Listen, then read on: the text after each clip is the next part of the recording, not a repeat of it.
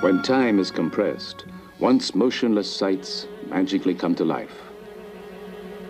A voracious army of fire ants devours a helpless cricket. It is an awesome day-long process, too slow for us.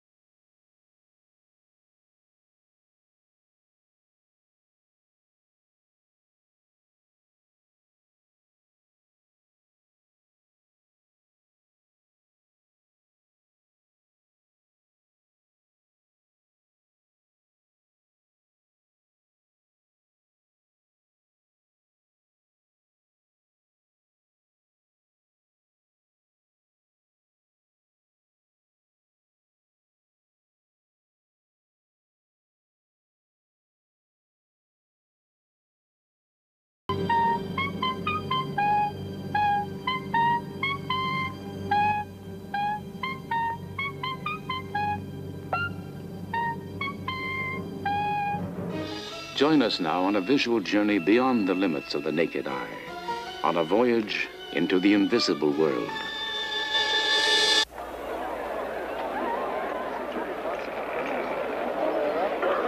We are visual creatures, reliant on our eyes as our primary link with the world.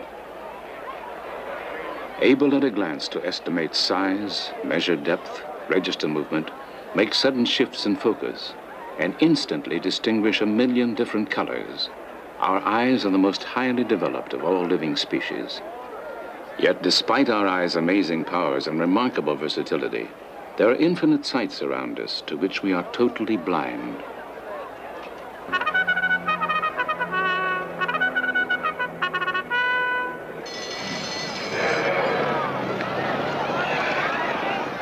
If our vision is expanded beyond its normal bounds, a whole new world of experience suddenly unfolds.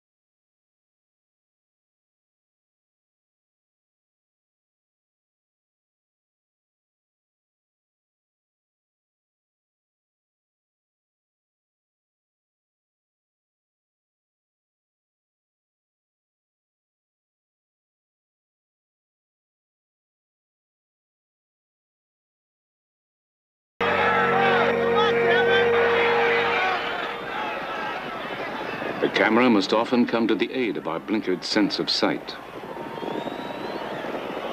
What thousands of eyes have witnessed firsthand, we must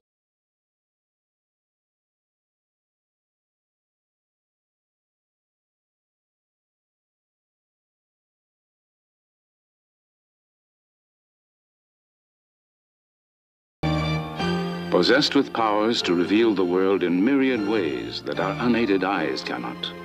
Cameras and other imaging tools are extending enormously the limited reach of our vision, probing once distant and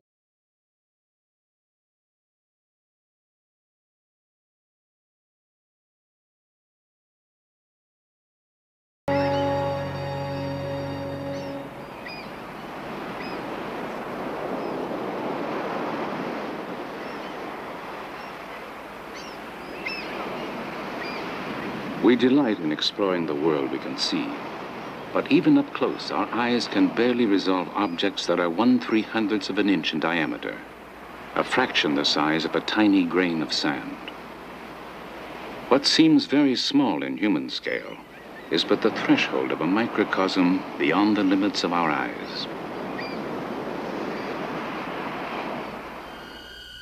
In a tiny drop of water, a bounty of life too small to see.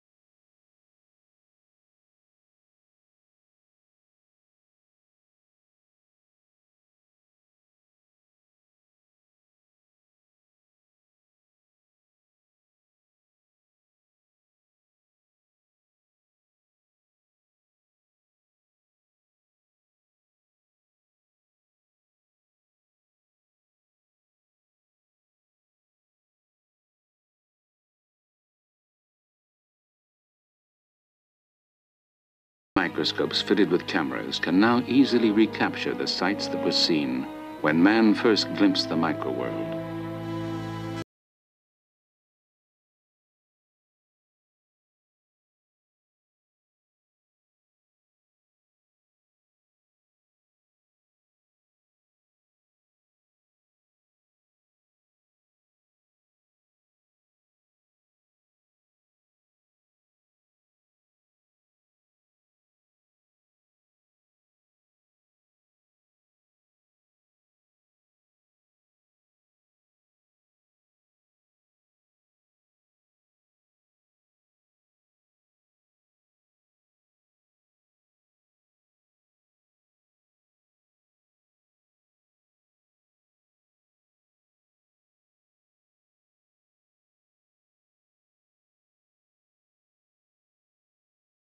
With a microscope that filters the direction of incoming light, the composition of the physical world can be vividly explored.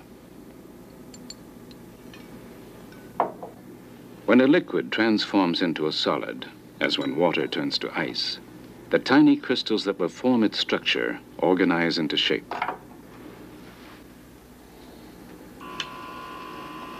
Recorded on film at actual speed, we can witness the otherwise invisible process known as crystallization.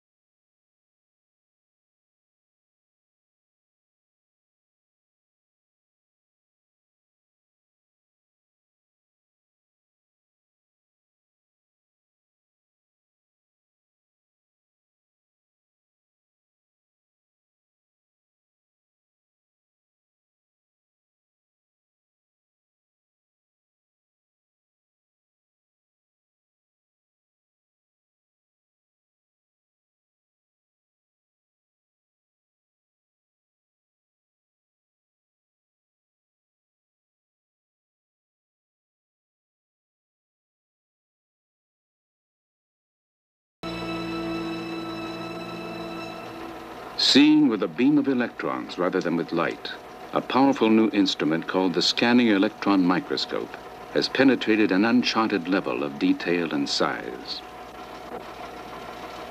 For David Scharf, a researcher and photographer, it is a means to explore a whole new world of inner space.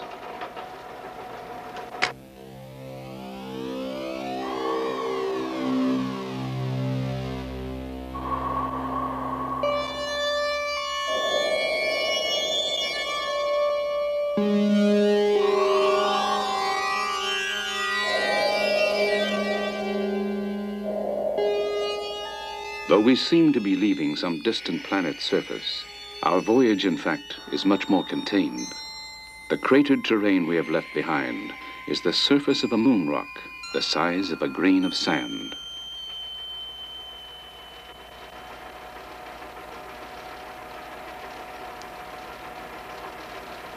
The fragile structure of an alyssum flower is barely visible to the eye. In the vacuum chamber of the microscope, a focused beam of electrons will be aimed across the flower's surface to form a magnified image.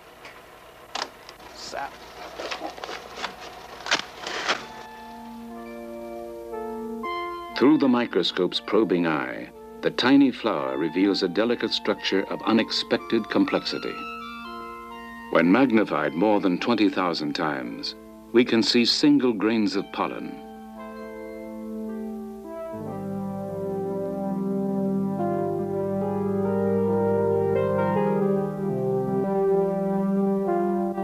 If we spy a little closer on the intimate places we know, we might come to feel like strangers in our own familiar world.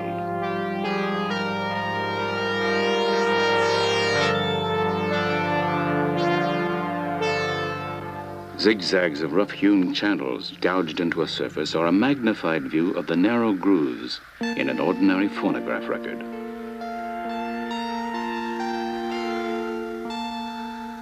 This barren, rutted terrain is not as remote as it seems. It is the porous surface of the tip of a ballpoint pen.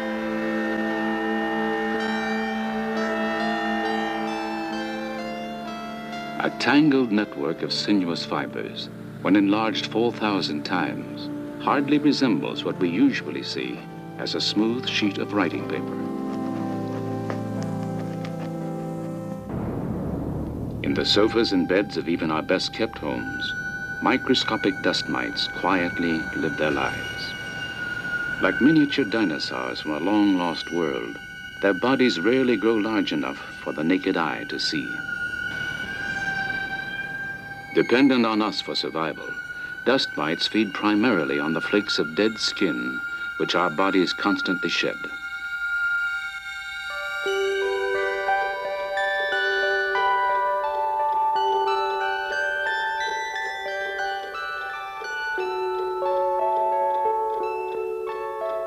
What at first sight appears to be a crude medieval machine is actually a precision instrument nearly all of us depend on. Its roughly chiseled surface offers little clue that this clumsy contraption is actually the complex movement of an ordinary wristwatch.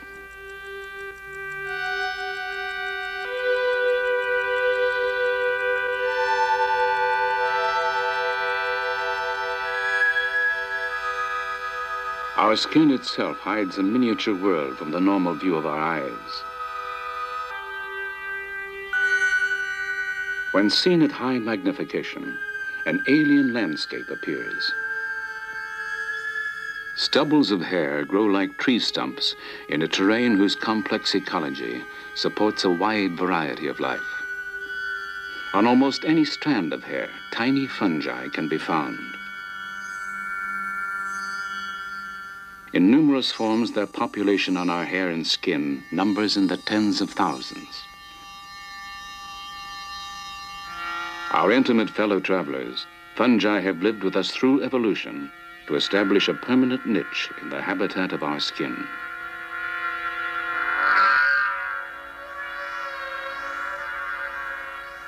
In the roots of everyone's eyelashes live tiny mites called Demodex funicularum.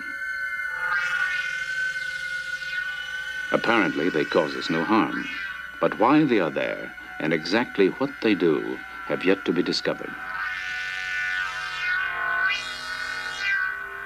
The varied micro-landscapes on the surface of our bodies can also fall prey to less desirable guests. Meet Pediculus humanus capitis, the head louse, a tiny and bothersome pest which lives its life firmly attached to a single strand of hair. Sarcoptes scabii, the scabies mite, is a microscopic creature that makes a comfortable home by burrowing directly into the skin.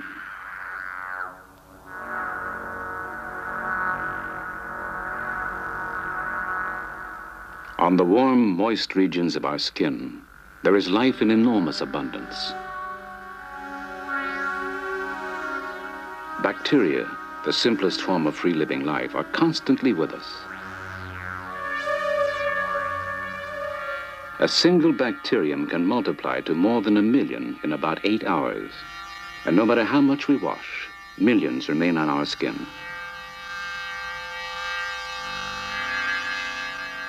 Each of us is the keeper of a huge, invisible zoo. In fact, at any given time, there are as many creatures on our bodies as there are people on Earth.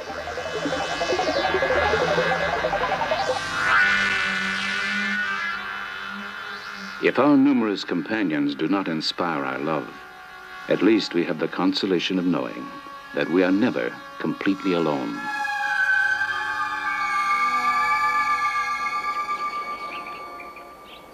At the Enrico Fermi Institute of the University of Chicago, a new frontier of the micro-world has recently been bridged.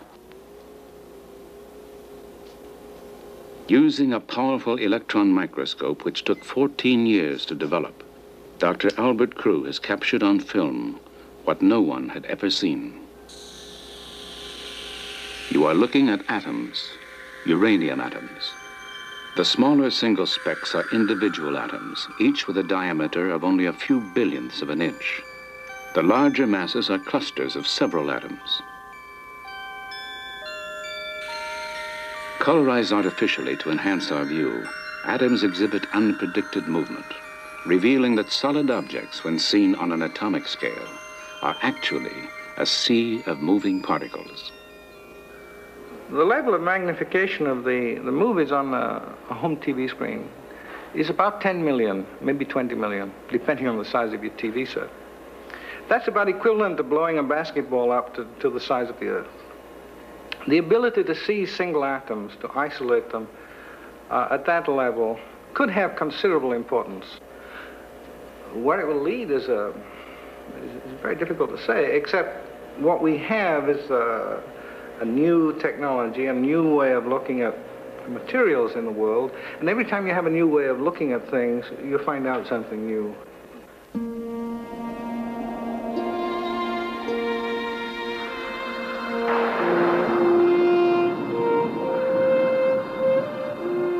We are exiled from other worlds by time as well as by size.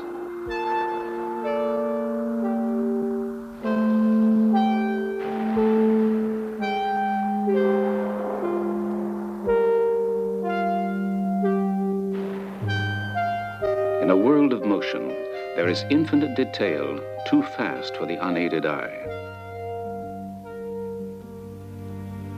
In the 1870s, an ingenious photographer, Edward Muybridge, invented a way to record movements normally too quick to be seen.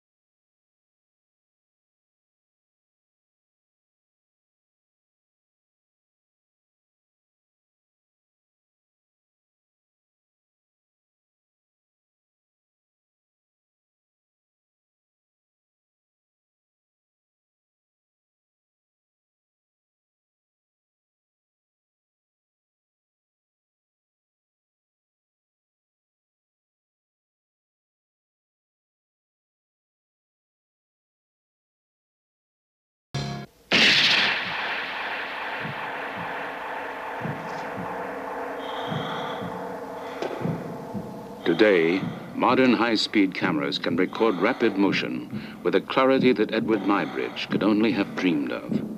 Slow-motion film is now a commonplace tool in analyzing athletic performance. For Dr. Gideon Ariel, a physical education expert and a former discus thrower on the Israeli Olympic team, slow-motion film is just the first step in the scientific coaching of athletes. Dr. Ariel has turned to the computer for aid in the analysis of movement. Slow-motion film of an athlete is projected frame by frame onto a recording screen.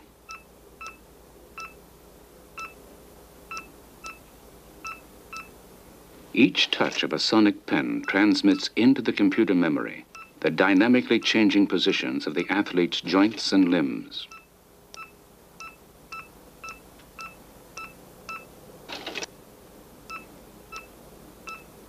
Human movement is governed by the same laws of motion that apply to the entire physical world.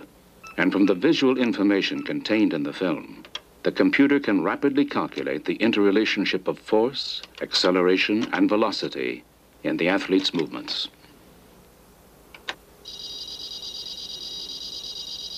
Computer-created images combined with a mass of numerical data can pinpoint where athletic technique is hindering performance. So what coaches in the past thought they can see with the eyes, we're finding out you cannot do. You have to quantify it. With the advent of computers, we can provide the coaches with much more objective, reliable information on how the body moves. Dr. Ariel's computer analysis of Olympic discus thrower Mac Wilkins revealed that useful energy which would affect his throw was being wasted on ground friction. Additional force was being spent by not rigidly planting his forward leg at the moment of the throw.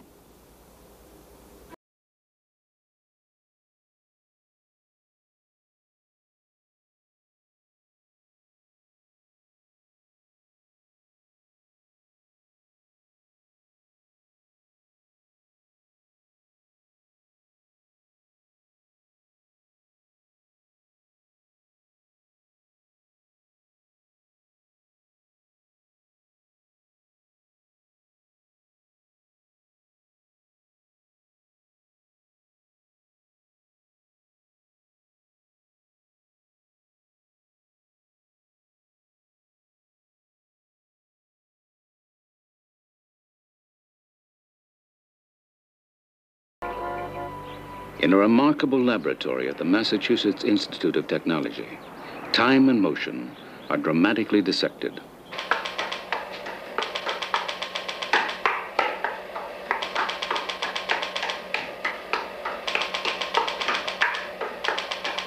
With the aid of a pulsating strobe light, Dr. Harold Edgerton can freeze a flurry of movement onto a single plate of film.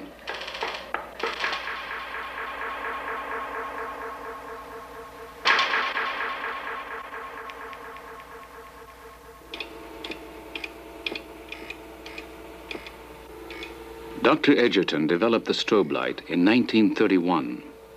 Unable to see how electric motors behaved when they rotated at various speeds, he designed a light which could flash so quickly and brightly that motion seemed to stop.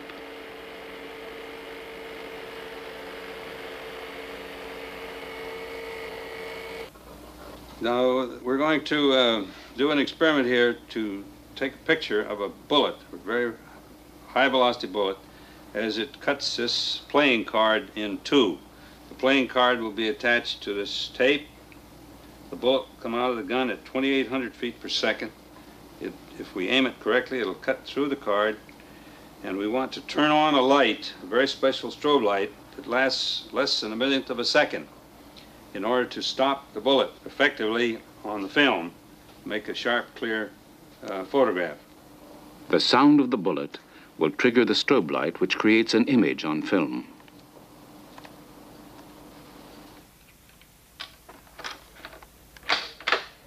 A first shot will test Dr. Edgerton's aim. Here we go.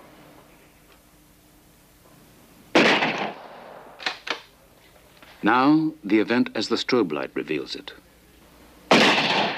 Less than a millionth of a second is permanently frozen in time.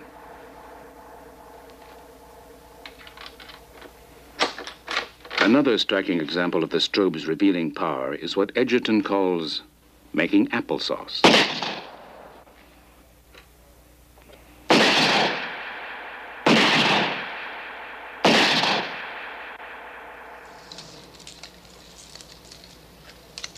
Perhaps the most dramatic of Dr. Edgerton's visual techniques combines the powerful strobe light with a high-speed motion picture camera. Ready to go?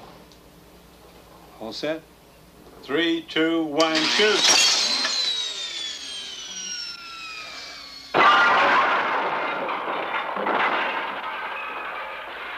Stretching events thousands of times reveals invisible detail that can be seen and studied in no other way.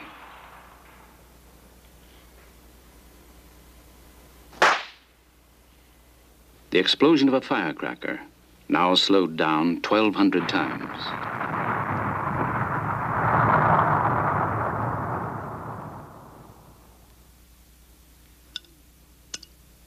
Examine the plop of a milk drop 200 times slower than usual. and it becomes a magical vision of hydrodynamic behavior.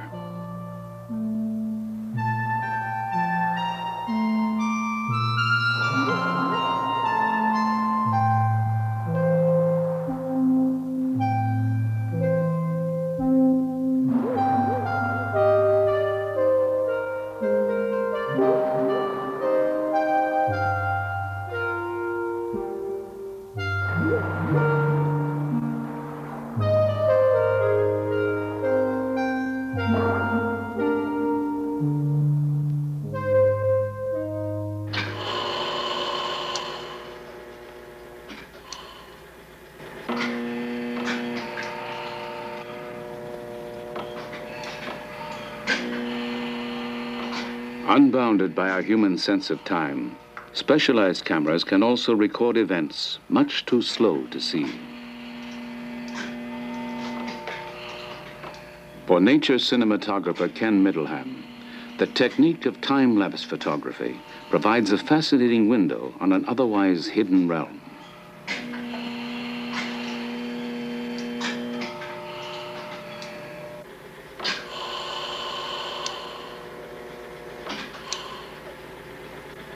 By taking single photographs at longer than normal intervals, time and events are compressed into a dramatic new scale.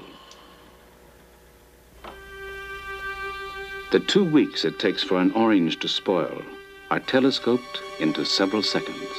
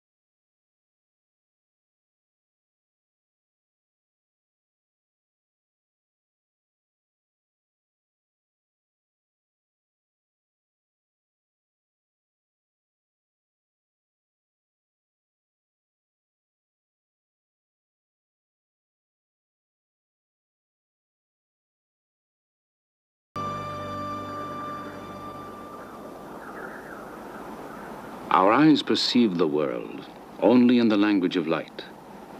Yet light, visible light, is but a narrow slice of energy contained within an infinite spectrum of electromagnetic waves that constantly vibrate all around us.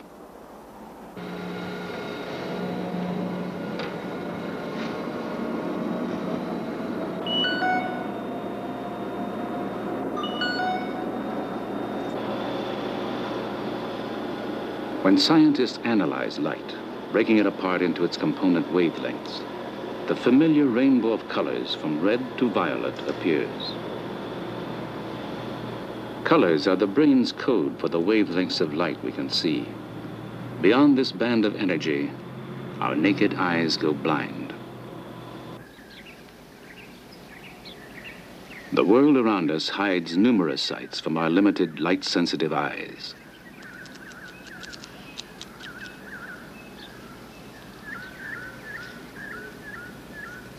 By equipping a camera with a sensitive filter, we can see the world reflected in ultraviolet light, the invisible wavelengths of energy beyond the color violet.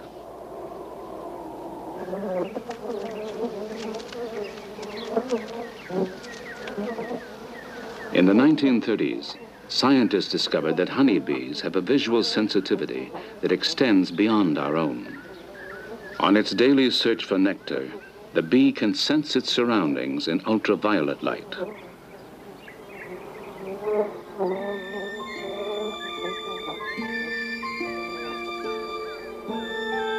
Some flowers we see as solidly colored have a very different appearance to the bee.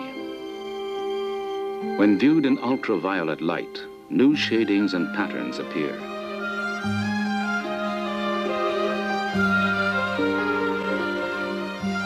Helping to guide the bee to nectar and pollen, ultraviolet markings hidden from our eyes have been discovered on numerous flowers.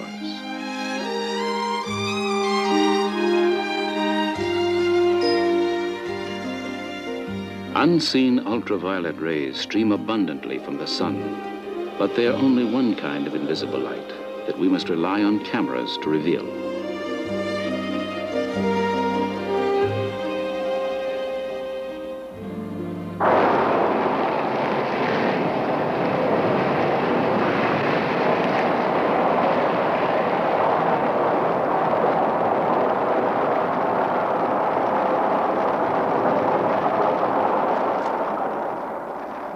We see the light of a burning match, but an image of its heat eludes us. If our eyes could see the part of the spectrum where red light turns to infrared or heat, our view of the world would suddenly take on a new and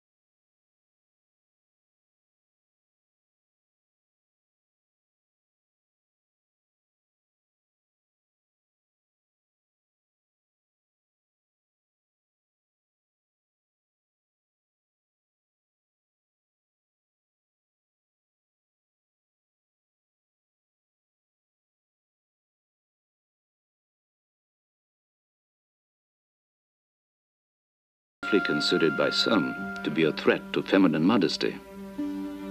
However, fears were allayed at first sight of the image, and the X-ray was quickly put to use as a valuable new tool of medicine.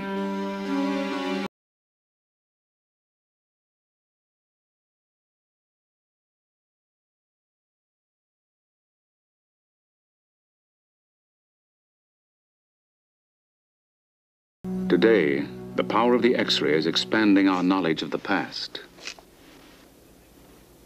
When fragile Egyptian mummies are subjected to modern X-ray analysis, scientists gain new insight into their little-known culture and lives.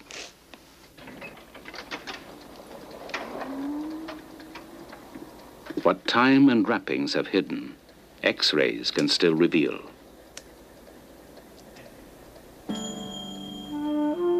X-rays of Yuya, a royal advisor, show obvious dental disease.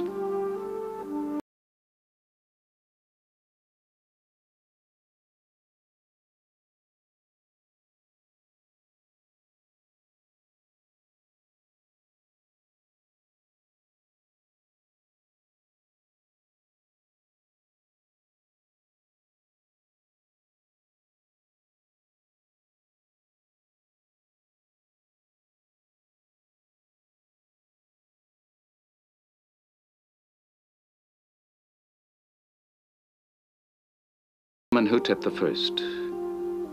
X-raying directly through his beautifully preserved coffin reveals that his body had been damaged by ancient grave robbers and repaired by priests 5 centuries later.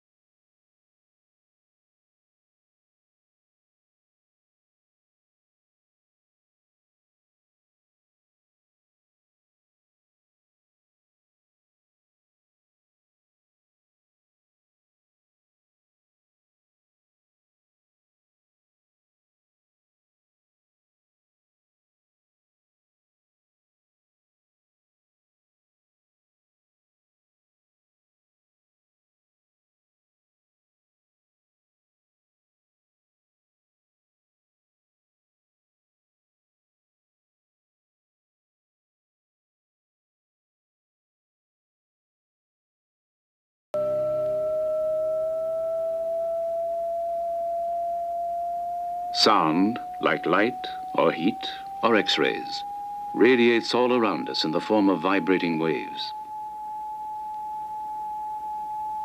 This image of a human hand was made with high-frequency sound.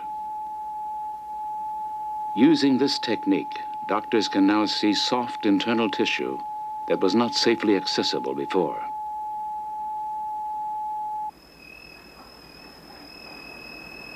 Sensitive sound imaging cameras are today revolutionizing prenatal care. Okay, I'm just going to get one quick look. A tiny developing fetus can be seen and monitored during growth in the womb. Seen here in profile, its head on the top right, the fetus arches its back and stretches. It hiccups, then moves its arm and slightly turns its head.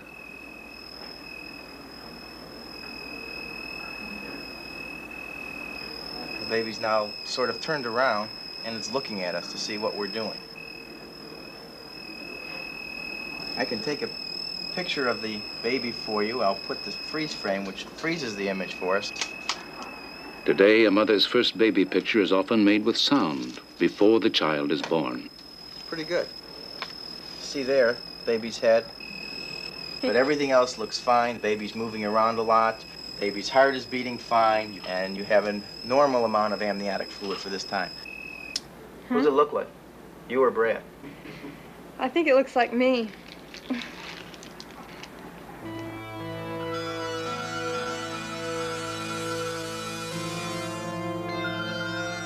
A striking means of photography discovered at the turn of the century shows apparent fields of energy emanating from our bodies. It is known as Kirlian or electrophotography, and almost everything filmed with this technique shows an active surrounding aura.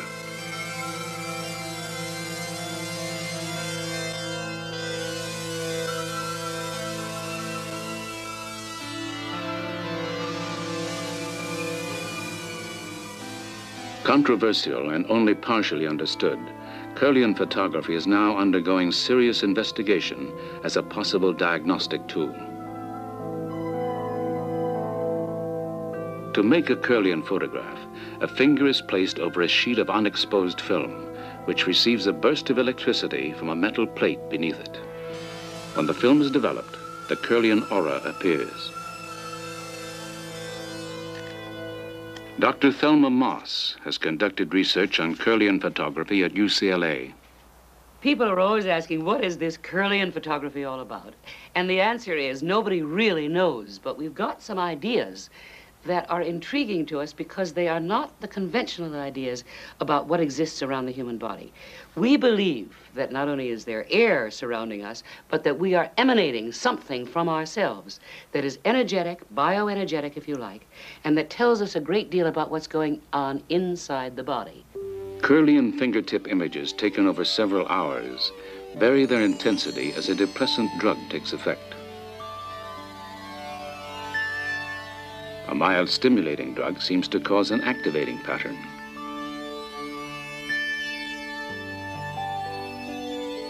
These Kirlian photographs record the sequence of a woman's monthly menstrual cycle.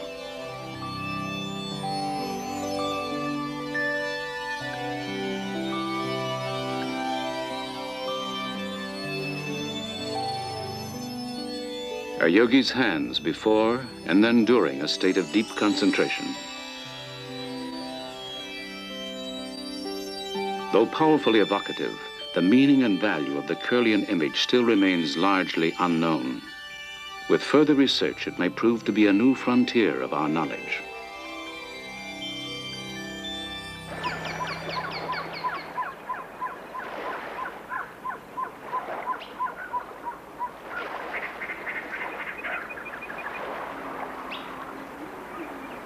At the Fermi National Accelerator Laboratory near Chicago, we are being brought ever closer to an ultimate frontier. With huge exotic equipment, scientists are working to better see and understand the smallest possible particles of which all matter is made. Only 25 years ago, atoms composed of protons, neutrons, and electrons were regarded as the smallest basic objects. Today, it seems that atoms are built of even tinier things called quarks.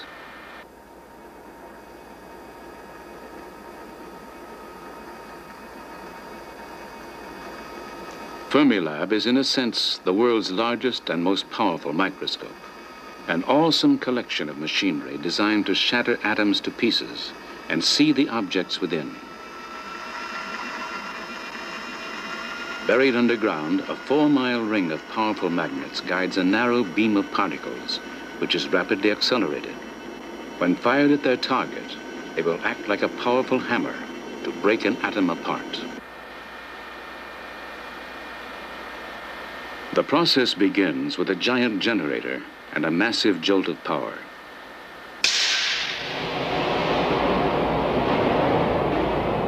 Hurled within seconds to nearly the speed of light, the beam of particles is aimed to strike the tiny nuclei of atoms. The collision will be photographed by several sensitive cameras.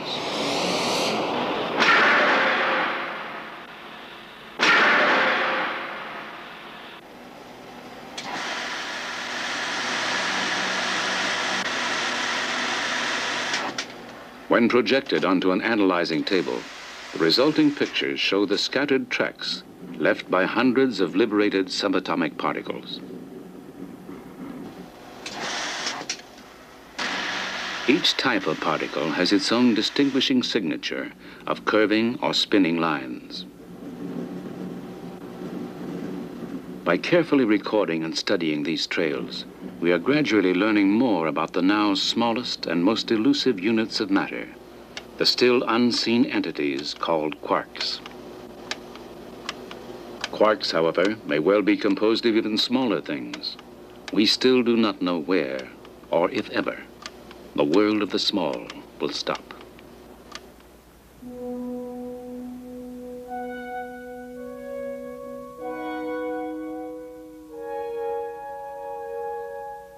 High above the Sonoran Desert near Tucson, Arizona, the Kitt Peak National Observatory is focusing our vision onto the realm of the very large.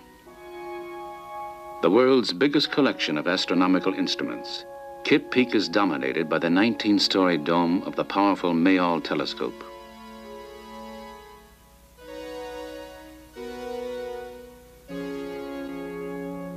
Like most modern optical telescopes, it is really a colossal camera with which to photograph the sky.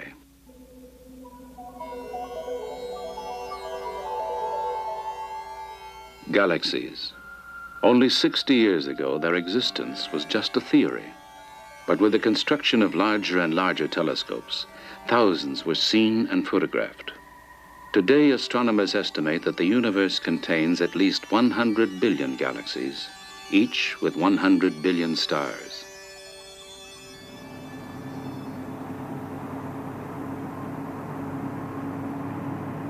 Powerful instruments like the Mayall telescope are now seeing the heavens more clearly than has ever been possible. Its light-collecting mirror can photographically detect objects more than 6 million times fainter than the unaided eye can see.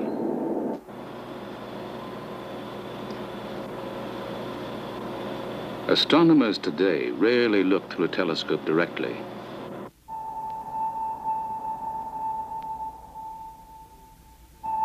An array of computers and image intensifiers record and make visible objects that the eye alone is not sensitive enough to see.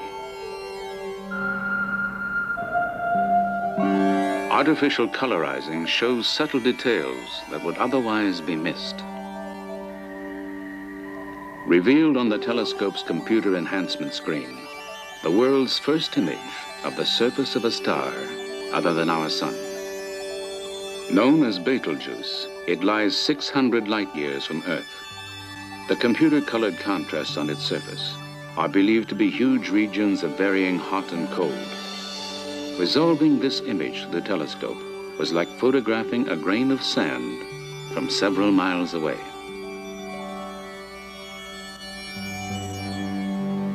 Probing ever deeper into the enormity of the sky, the powerful eye of the telescope is extending our horizons toward the limits of space and time.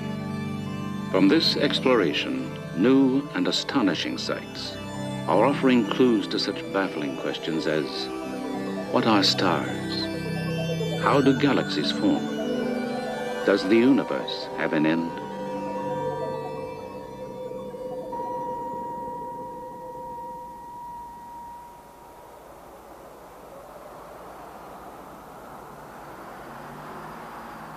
At the Salt Lake City campus of the University of Utah, a frontier of vision that was once as remote as the darkness of outer space has now been dramatically entered.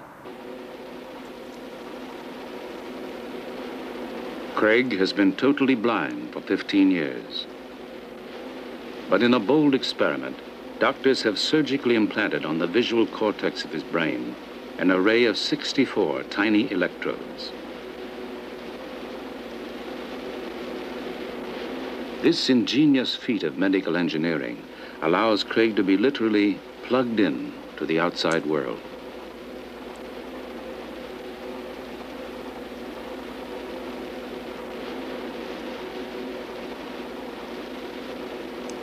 Bypassing his useless eyes and optic nerves, doctors can send images in the form of electrical signals directly to the visual center of his brain. Okay, Craig, that's fine. You can put your head up now.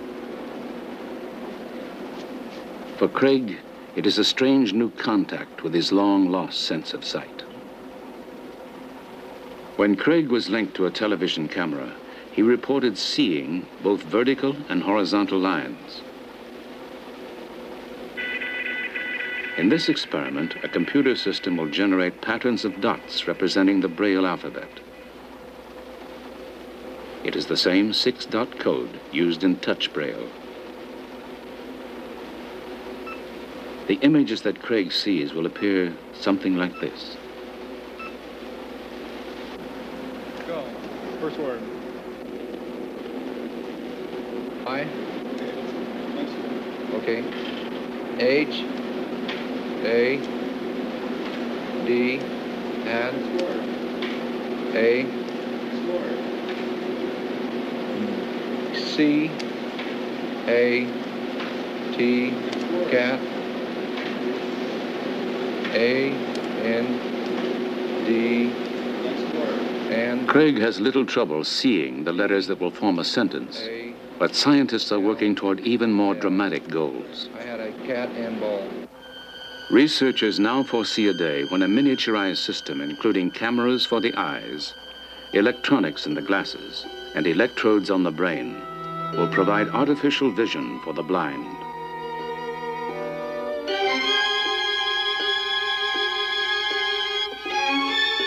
In the time it takes to blink an eye, cameras can transport us to wondrous new realms, revealing once hidden places that span from the reaches of outer space to the inner depths of nature.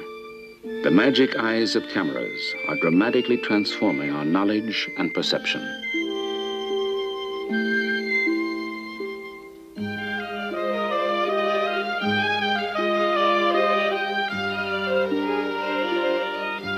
In coming years, our vision of the world will be stretched to newer boundaries. For today, we have only begun to explore the invisible worlds all around us.